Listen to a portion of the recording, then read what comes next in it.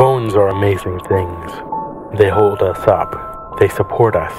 They make us strong. But bones have other uses. In the past, bones were thrown by diviners, seeking out the mysteries of the future. Now the bones are cubes, made of plastic or resin, but they still reveal things to us.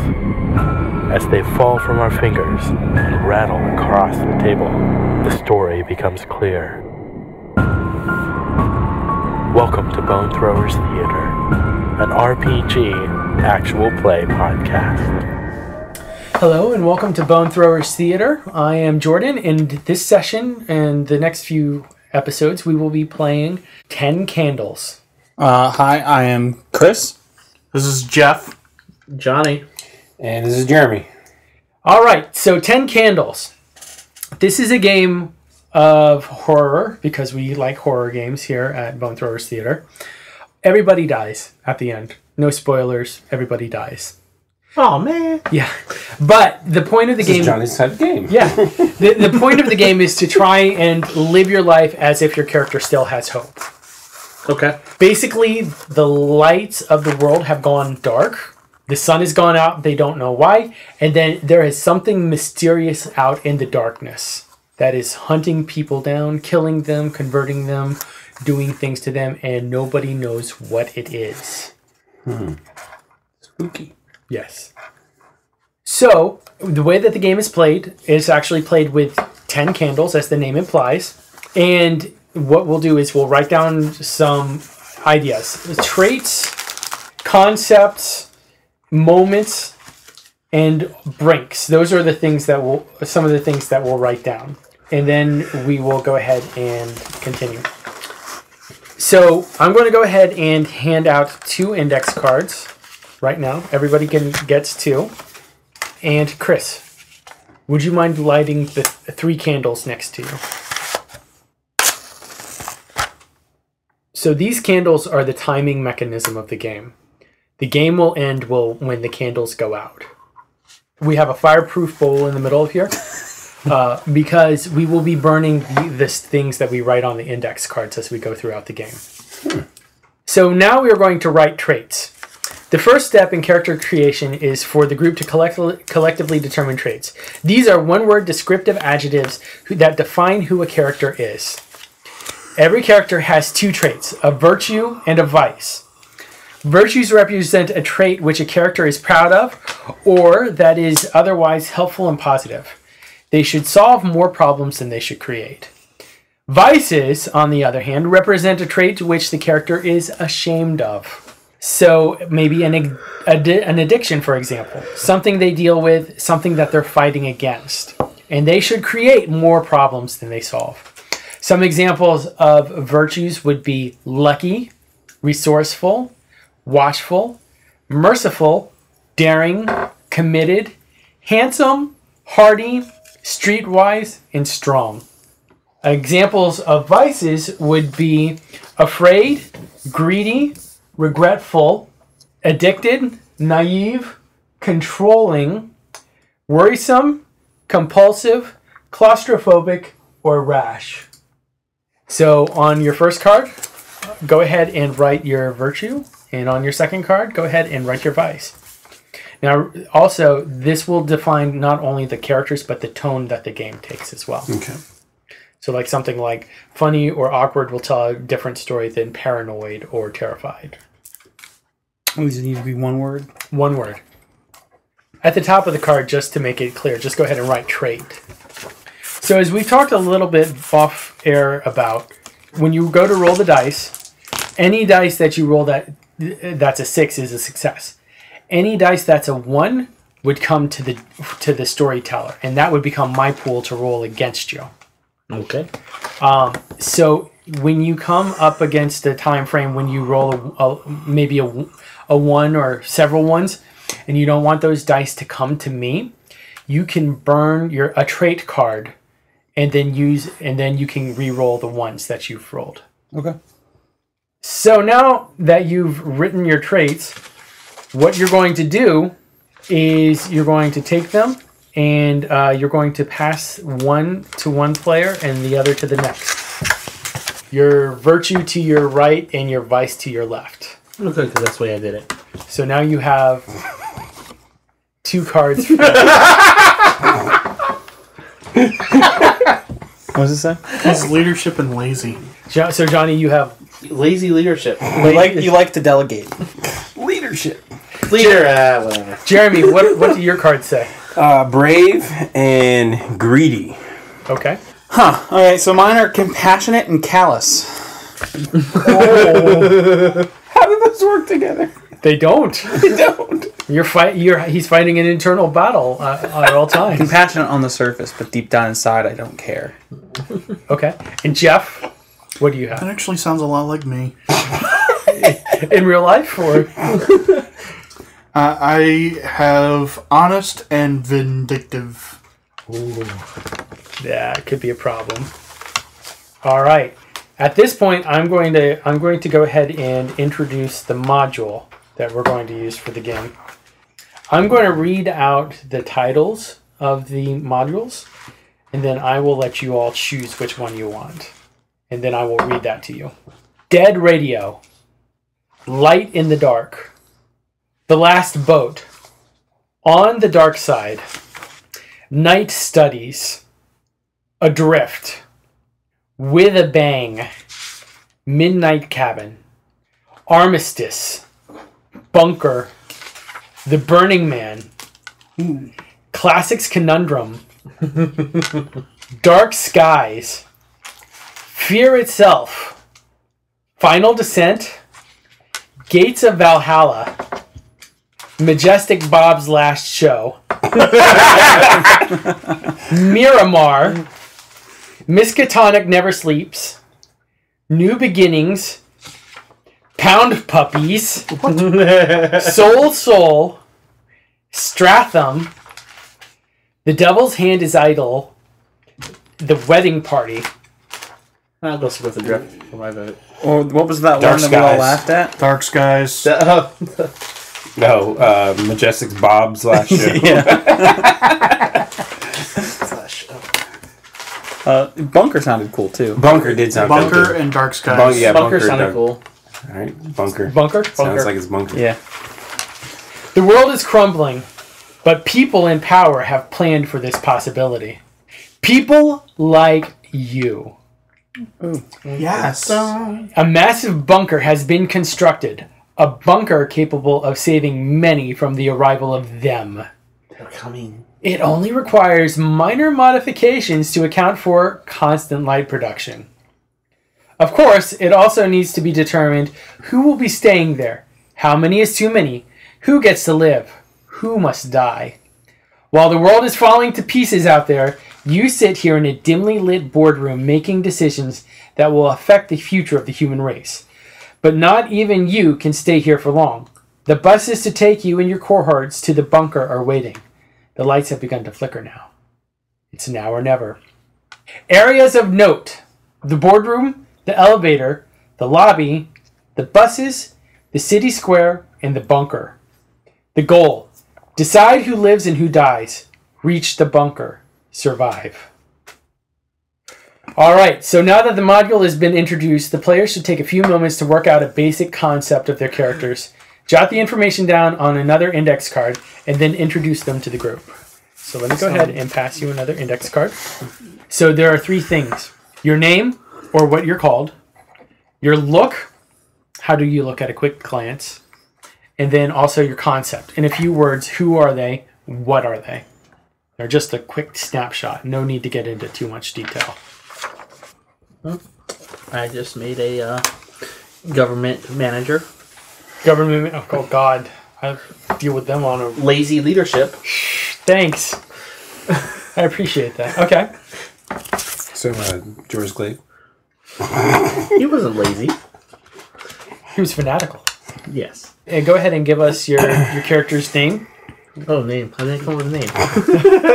That's number 1 on the list, Yeah, John. that was the first thing. Yes, but you know this thing I'm worst at. For the concept, what kind of things are they looking for? So a concept could be, for example, in the thing that they had written, they had said like a shaky-handed medic in training for the U.S. Army Reserve, Or a local police sergeant who lost a lot of good men when they first showed up.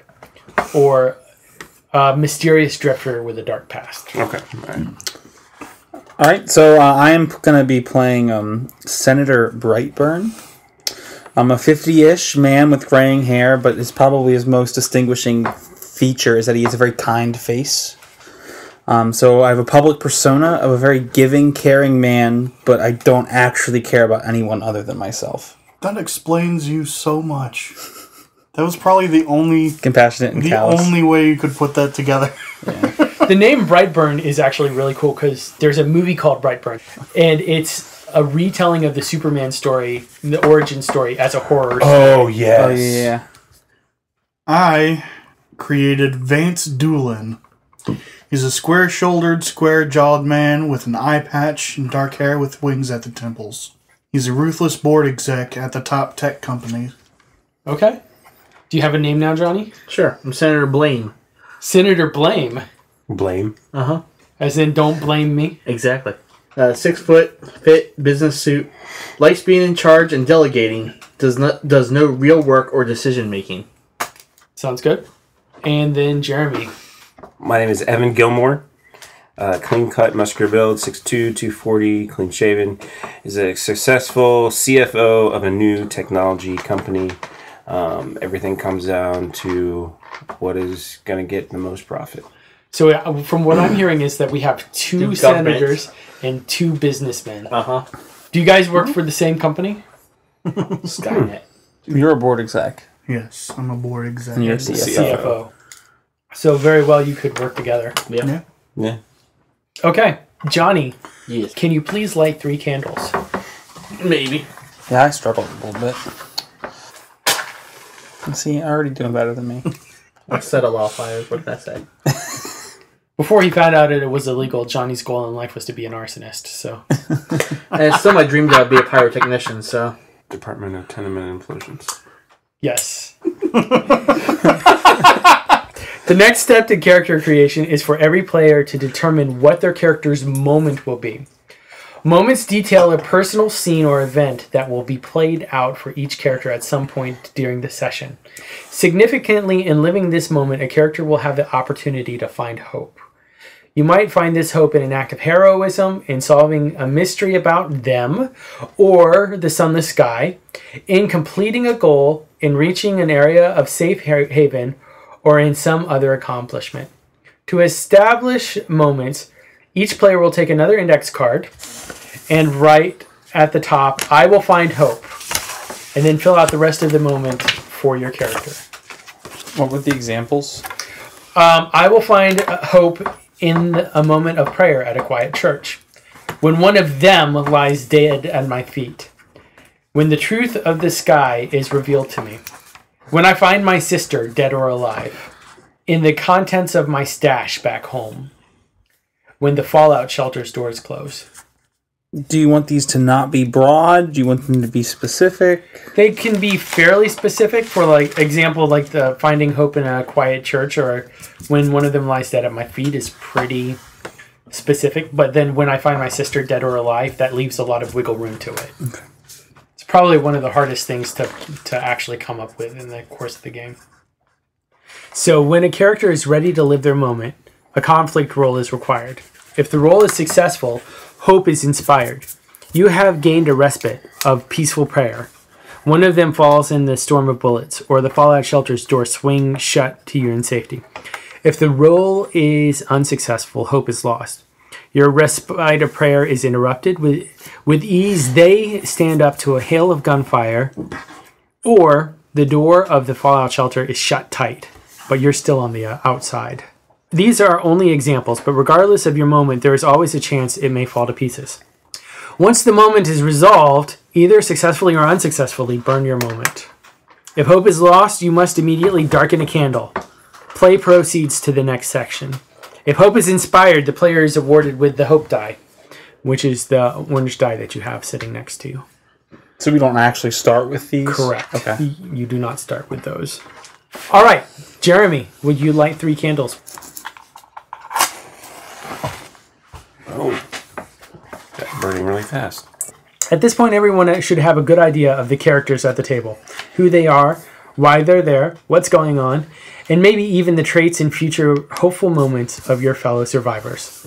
For the next piece of character creation, I'm going to give you another card. At this point, you are going to write your brinks. Writing a brink is much like writing a trait. However, instead of describing who a character is, brinks describe what a character is capable of.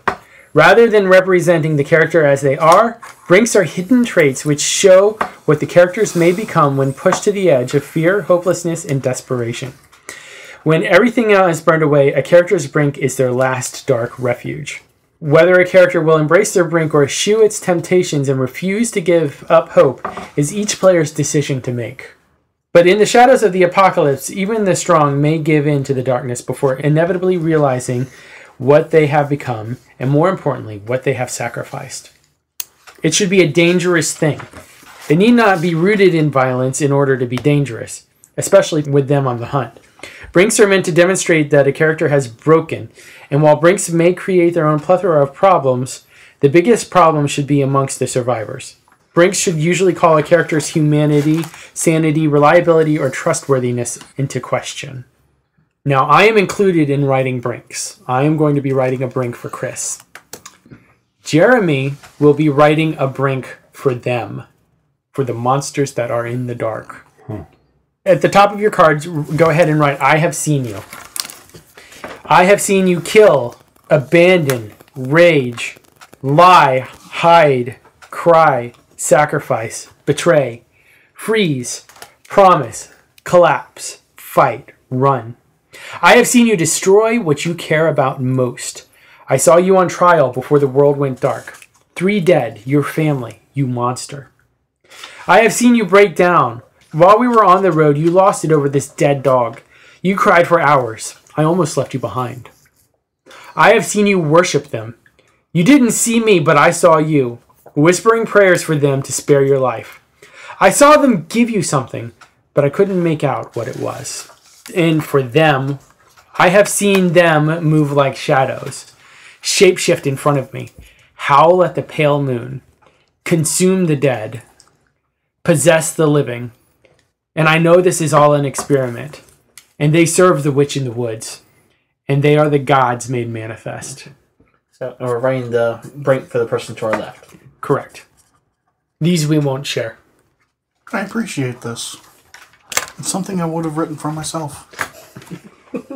Jeremy has the hardest job of Yes. all of us in this one. I don't think it's hard. I think it's... Oh my gosh. I can already tell that this game is hitting a lot of high points for Jeremy. Uh-huh. Because this honestly gives me guidance about what they actually are. Because at this point, I don't know. Ooh. Embracing brinks. After rolling to resolve a conflict, if your brink is active, you may choose to embrace it. This allows you to re-roll your entire pool. When a brink is embraced to the full pool of dice must be re-rolled, even dice that landed on a 6.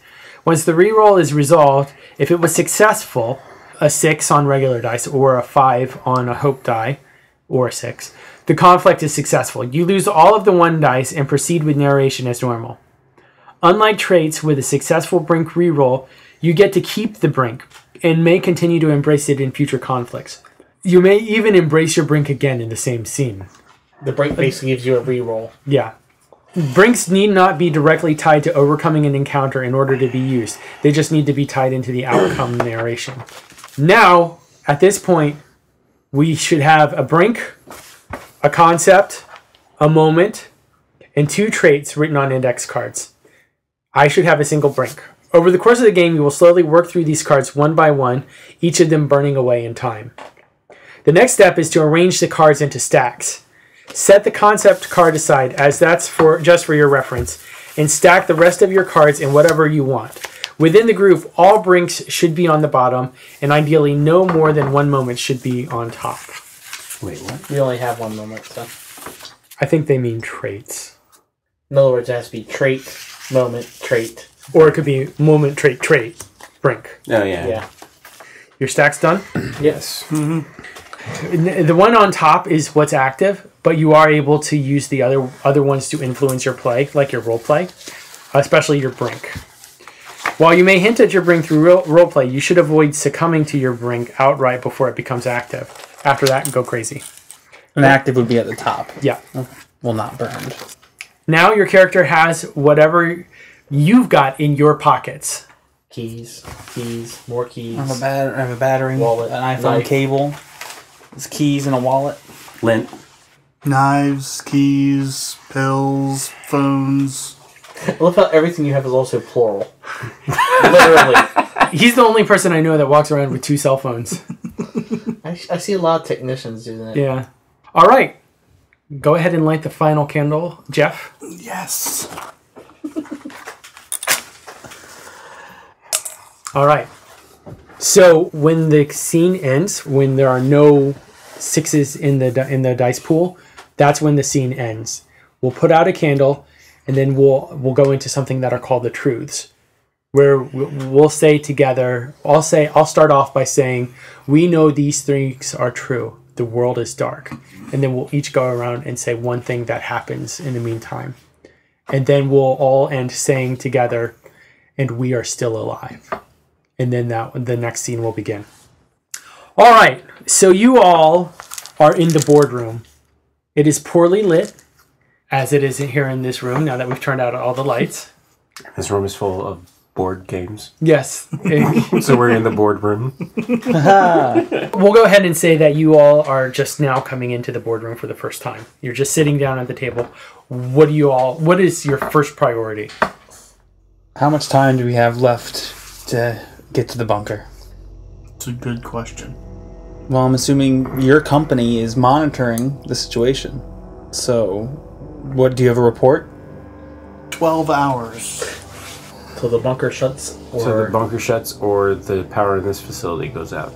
I thought the lights were already flickering. in here, Yes, so they're starting to flicker. the lights are flickering now. Yeah. Our generators will only last that much longer. And when do the bunker doors close? Right before then. So 11 hours to get to the bunker. Well, I guess that means that we need to start deciding who's in and who's out. Well, I have a list of 5 names of technicians that can actually run and upkeep the bunker while we're in there. So, Those are good to have. yes. Well, what's the hard cap on the Max capacity? What is the max capacity? Well, the specifications you were given was to hold 50. Did you build it to specifications? I can tell you the money went in to build it to 50. So if we have 50 people, and that's, I think in the report that we had put together, we limited it to 50 because we need them to last as long as possible. And with the supplies we were able to put together, that was the number we found to be the number. When you say as long as possible, what is it as long as? I mean, Solve the problem. We don't know how long it'll take to find the solution to stop them and bring the light how long back. this has been going on? A few days. A few days. And we've had a few days to pull supplies together. The phone rings on the table. This is Senator Blaine. Speak. Sir, this is security. I've got bad news. What is it? They've actually ripped holes into the diesel tanks for the generators. I think we have less time than we thought. Do you have an estimate how much was lost? It looks like it happened about an hour and a half ago. Was it all the tanks or Yeah. update on time? Assuming we lost 50%? I think we probably lost more than 75%. Assuming we lost 75%? We 3 have hours. That's 3 hours. That's pushing it. That's So 2 to be safe. Yeah, because we'll need to get to the bunker. that's provided they haven't dug up the lines to the actual generator from the storage of fuel. So we have An hour. not a lot of time to basically secure the Finalize this survival list. of the human race. Finalize this list, notify the approved individuals, and get to the bunker. Well, I think it also, this limited amount of time limits limits the people we can choose from. How long will it take them to get to the bunker? Well, So we're a radius of people to pull from is gotten smaller. And I would say, since we don't know how long this is going to last, we said 50 is a small number. I mean, bring less than 50 people in to ensure that we last as long as possible. 25. Well, you said you have 5 individuals, or all 5 of those necessary? Any one of those individuals should be able to. So one of those run 5 the is system. necessary. One of those 5. Do you have who's the best? The best on the list, unfortunately, is probably the person furthest from the bunker at this point. So, do we waste time trying to get the best? Well, how long will it take him to get here? If we notify him now to get there, that he should have time, or is he still too far? Get to the bunker. If he got to the bunker within 2 hours, is that possible? It's a stretch. But It's a stretch. What about your second choice? who's the closest? The closest would be Rodney. Guys, just as a point of order, if the candles go out, they are not relit. We very nearly lost 3 candles. From a dramatic sigh. Maybe. Just so you know, breathe carefully. Rodney Thompson is the closest. Okay, send the word then. I would say we vote. Send the. And He's in. he's capable of maintaining it on his own? Yes. All right. I mean, any of these 5 are capable. Okay, very well. Notified Mr. Thompson. What about our hydroponics experts? Do we need more than one of them? That's for food generation, correct? Yeah. So we need what? 2, 3 of them? Would one be fine? 3 would be the best. Do you have names and locations? Can you notify them immediately? And can they be there within 2 hours? 2 of them are together, and they're not too far away. So why don't we just say 2 for sure, and then if we have space, grab a third. All right. So that's 3 people. Phone rings again. Who is it? Security. Just so you know, we just lost one of our outlying patrols. What's the status in the main building? Well, we don't know. All the lights have been knocked out, and But security-wise, are they close to the building, or are they still on the outskirts? I think they're getting closer. Very well. Hang on. So let's knock this out quickly. Notify these individuals. Is there anybody else essential that is needed to run the facility? To run the facility, I think that would probably that's all we would need. Food, and then upkeep of systems. Maybe medic. Okay. Stave off whatever sickness comes from confinement. We'll bring the medic that's in the building here with us. Yeah. They'll ride with us then, or whoever leaves from this room. And security. There's 10 security from this building that are already assigned to the bunker. That will Is be our 10 too much escorts. if we've cut the size to 25? We need to go to the bunker with all 10 of them. There's no guarantee all of them will survive to get there. We were stocking for 50 to last, a year? So, All the lights go out. We need to go now. Well, Yeah. it's time to move. contact the necessary individuals. Okay. I'll ring up the phone and give the list of names. No one answers the phone. Hey, it's just ringing. Okay. What do we call? Just go ahead. Anybody to get the list of people that we'd selected to get a hold of them. Do we have any contact information for these So people? I would assume that you would. It sounds like to successfully determine whether or not you can call them, you're going to need to make a roll. Okay. So I roll All 10 dice. all 10? Yep. Any 6s? None. I have 2 ones. Okay. Do you want to burn a card to re-roll those? No. Okay. Then I take those 2 ones, and we go ahead and we put out a candle. We know these things are true. The world is dark. The building begins to shake. Flashes of light from outside. Now, they don't create light of any kind, No. so that's interesting. Communications are down. And you hear shouting coming from outside. All together. And We are still alive. We're going to go ahead and call that the end of the session. Thank you so much for listening. To find out what happens next, please stay tuned. Thank you for listening to Bone Throwers Theater. We are releasing this podcast under a Creative Commons Attribution, non-commercial, no derivatives, 3.0 unported license. That means you can share the podcast, but please do not modify it or try to gain financially from it. If you would like to visit our website, you can do so at bonethrowerstheater.com. If you would like to send us an email, you can do so at bonethrowerstheater@gmail.com. Our Twitter handle is bonethrowerstheater.